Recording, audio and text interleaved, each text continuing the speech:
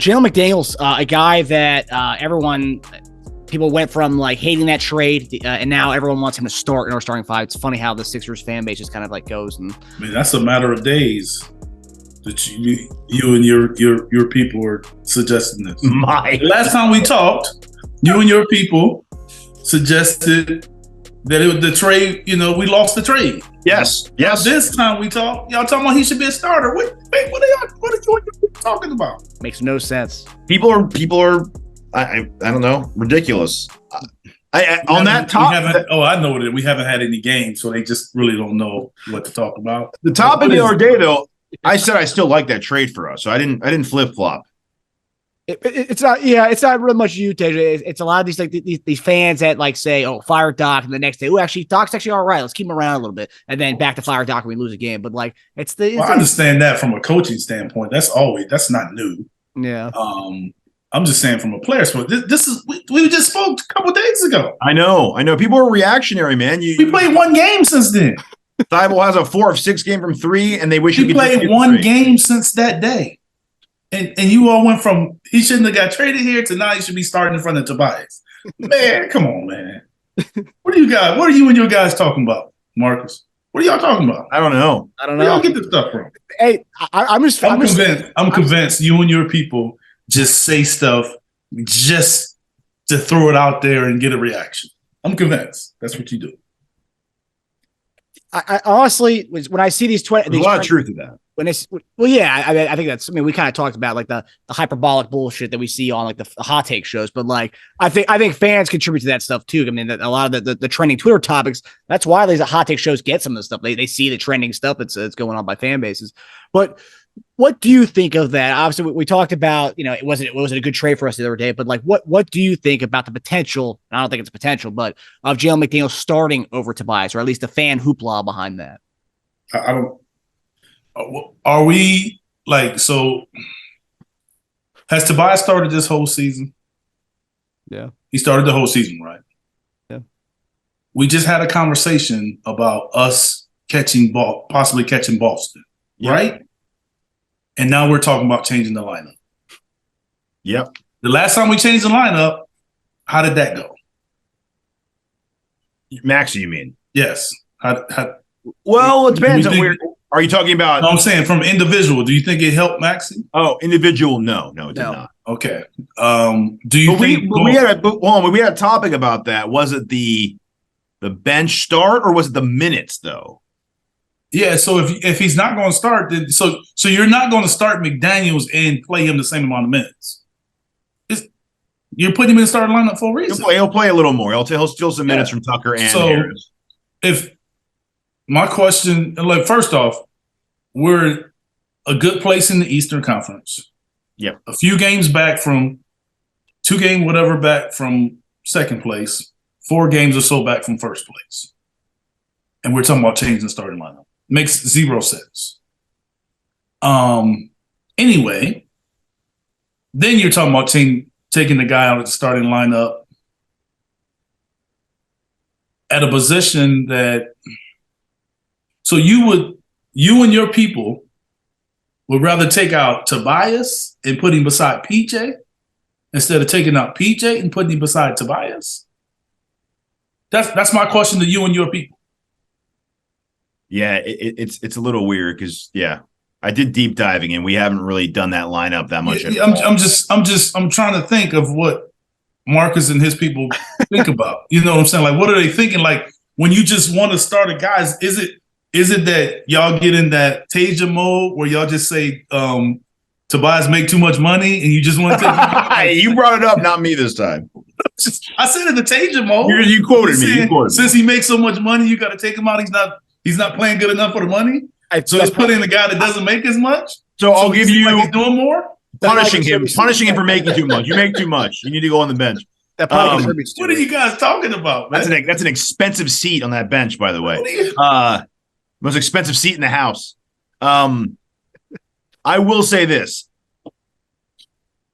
I could see it being argued because there's no sample size for that lineup, like the McDaniels, Tucker, Maxey, Embiid, Harden. I think it's happened for like a minute. So it's not There's no sample size for that. But I can see it if you want to maximize and get Harris more shots, because he obviously is not getting it in that lineup. So if you want to get him in a groove, so when he finishes out the games with the starting lineup, he's got 14 or 16 points, and he's shot the ball 10, 12 times at that point. Whereas now, he hasn't touched the ball for like a quarter and a half, and what we want him to be involved with the last 4 minutes of the game. He's take him out early, bring him back early. What's that? Take him out early, bring him back early. And just stagger it that way. There's ways to do it. It's been done before. This isn't new. Yeah. I mean, it's just reaching. It doesn't make sense. It doesn't make sense. Like Doc do it, it don't work. Fire Doc. Yeah. Like it's just not making sense. Like if Doc did that without any of you all, without not you, Taja, without any of Marcus and his group mentioning it, if it wasn't their idea, and if it was Doc's idea, and they lost a couple games in a row, you guys would be at the arena with fire Doc songs. They're there anyway.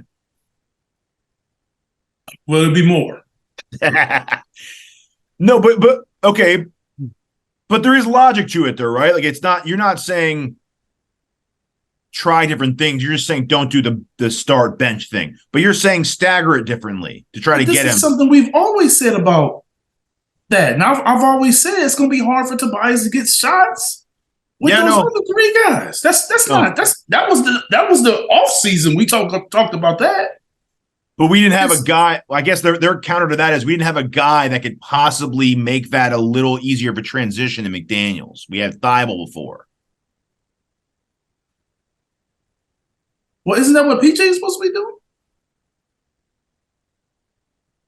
Yeah, I think PJ's a good bridge to all that. Well, I'm just saying, isn't that what PJ was supposed to be doing? Making it easier to play without Tobias? Or making it easier for us to move Tobias out of that group as much. Mm-hmm. Yeah. If you're going to move in. But we couldn't do that before. Who would you put in the lineup instead? Melton, I guess? Really small? You put a shooter. I'm just saying that, like, if you put in McDaniels, so what is he now going to do? Spot up and shoot threes? What is he going to do?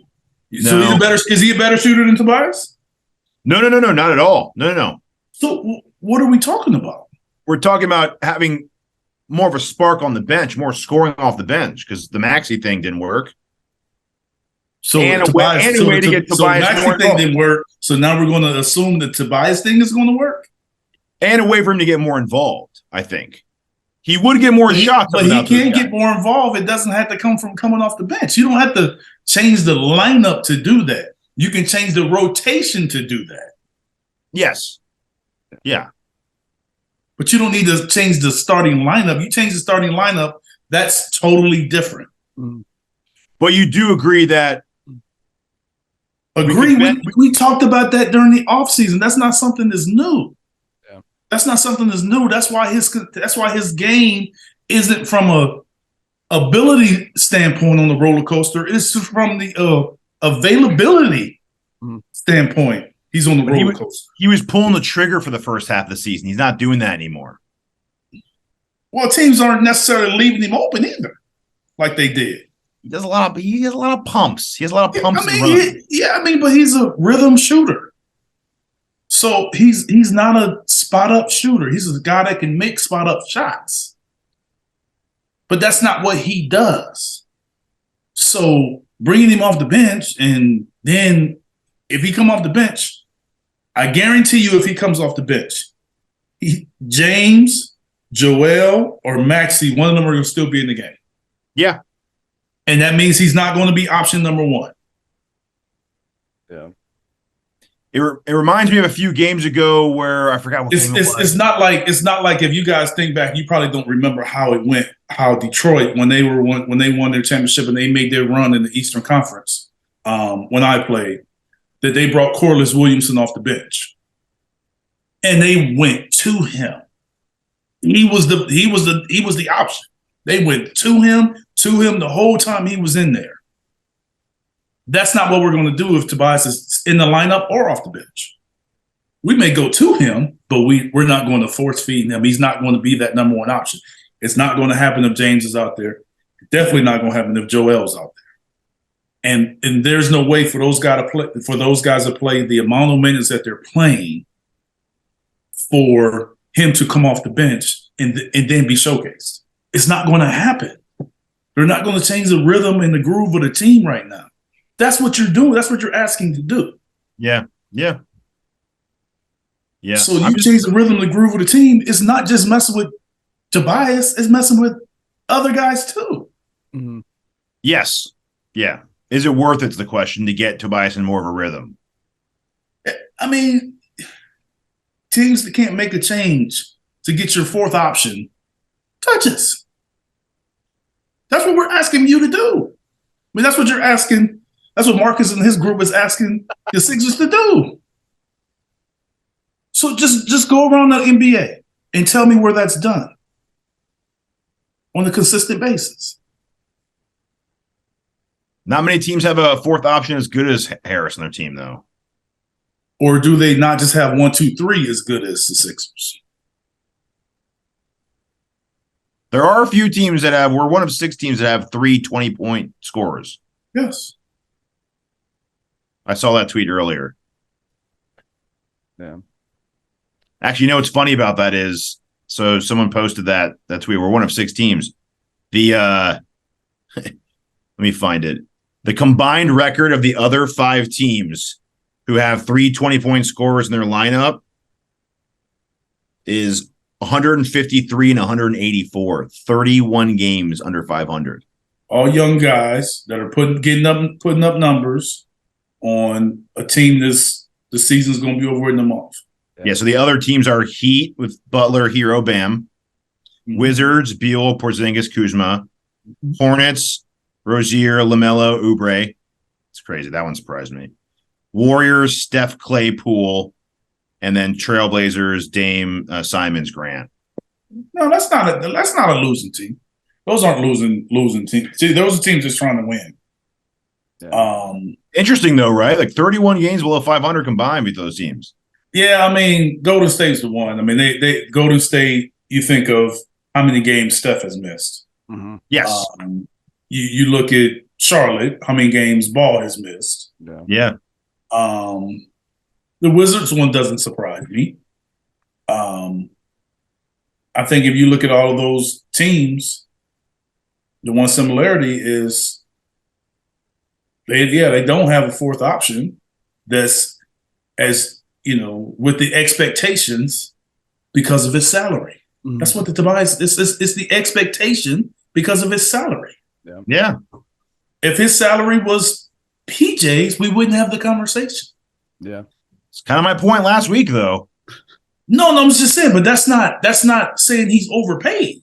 See, that's what I'm saying. That's what I'm trying to tell you. That doesn't mean he's overpaid if you're not getting the opportunity. He's proven that he can do it. That's how he got the money. Mm-hmm. Yeah. So now you're saying since he proved it and he got the money, that now because he can't do it anymore, it's not because he can't. And that's why putting him in an opportunity to be able it's not possible. Yeah. It's not possible. It's too bad. It's not a Doc Rivers thing. It's just not possible. There's not enough time in the game for it to happen. We can't sit up here and talk about Joel's he should be the MVP and MVP considerations, and James and 2 ball dominant guards, and then we're saying Tobias should be scoring 20 points a game. It's not going to happen. Yeah. So I look at 2 sample size lineups that he's in, Tobias, that have either near even rating or plus rating. Harden, Maxey, Melton, Harris, Reed was plus 14 on the court. It's not a very big sample size. But I like that lineup. But you also still have, I guess, still a third option there. He's still number 3 there, really. Unless Harden tries to go into more of a passive, but I don't think he would with that lineup because it needs his scoring. The other one would be Melton, Maxey, Tucker, Harris, Harrell, which is about even net. But I think if you put Reed in there over Harrell, you'll probably get better defensive ratings, so it'll probably be plus. But that's the other interesting one I saw too, which, pretty good lineup for him to maybe be a little more aggressive. That happened recently. What game was it where him and Maxey were on the floor and he was being really they're running the offense? That's what I'm saying. So he is the type of player, and where he plays, that you have to run plays and sets for him. Yes. Because if he gets the ball and he gets a rebound, he brings it down and he plays one-on-one, it looks selfish. It looks off. Yeah. So, like I've always said, it can be done, but it has to be a point of emphasis. I've said that since last summer, since the offseason. You have to force feed it, that for him to, and it's something that maybe they should do or they could do more, but that's how you have to play with him. Yeah. Not that I want to get back into this conversation again, but this less of counting money and more of finding someone to fill that role who could also distribute money elsewhere was my point, is that he's getting paid a lot to not be able to showcase it. That was kind of my point last week. But that's because of the team changed. No. It's not. I'm just saying that I understand what you're saying. No fault of What it. I'm saying is the dynamics of the team changed when he got paid because you had Ben Simmons and not James Harden. Exactly. Yes. So he was asked to do more offensively with Ben Simmons. And Maxey was surprised. Because he was a young guy that was young. I don't even know if he was there when Tobias got paid. He might have been. No. I'm just saying. So all of those dynamics changed. So you go get those two guys. That's what I'm saying. It changed. Yeah. It changed. So, okay. Yeah, it's not his fault. What do you want me to do? By any means. Yes. But for the cards we have currently, all I was saying last week, just to go back to that, not without getting too deep into that, because we did a lot, was just to say, like, it's if we're not going to tinker with it and try to get him more involved in a different lineup that suits him, then, we're going to have a discussion in the next couple of months about it's time to go. But, for now, look, the way he plays, as far as his style and where he's at in the rotation, it's not surprising. We all know that guys like that in that situation, their last year of their deals, they become valuable. Yeah. We know that. I'm sure Tobias and his agent knows it. Yep. So that's where it's headed. Yeah. It's happened almost yearly in the NBA. Mm-hmm.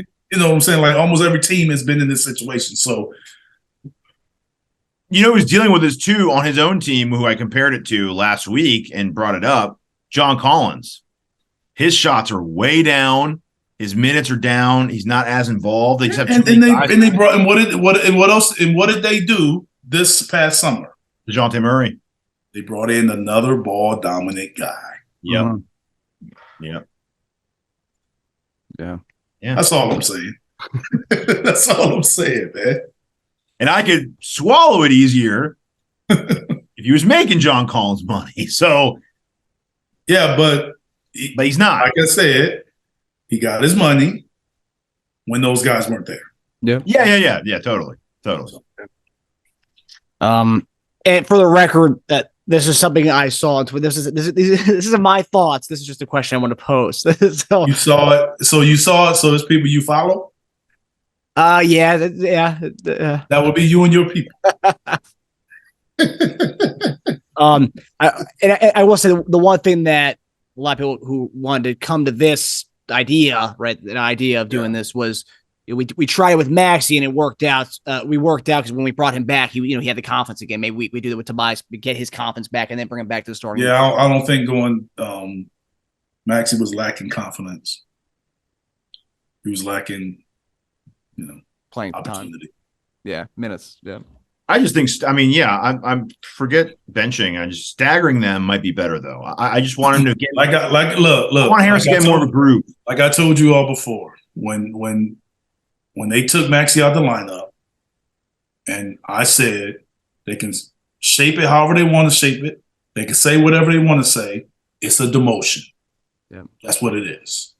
Harris I said it then, and it was even more evident when it happened. Yeah, Harris would definitely see it. It would be the same thing for Tobias. Might even be worse because they were playing less. Yeah, because He's been like, there's no other way to shake it, and that elder statesman of the changes team. the dynamic of your team. Yeah.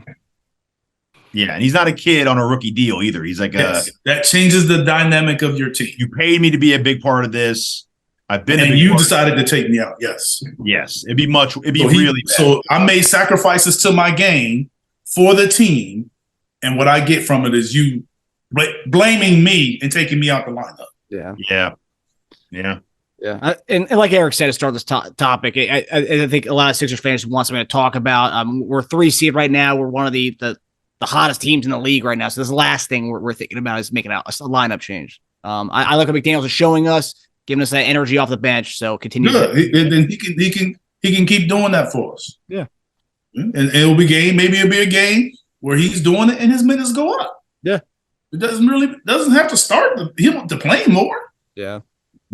Yeah, I feel like the whole idea of starting is such an elementary term. Oh, put him in the starting line. He looks good. It matters. That's why when Maxey went out the starting lineup, you all thought it wasn't a big deal, and I'm like, yes, it is. Yeah. It is a big deal.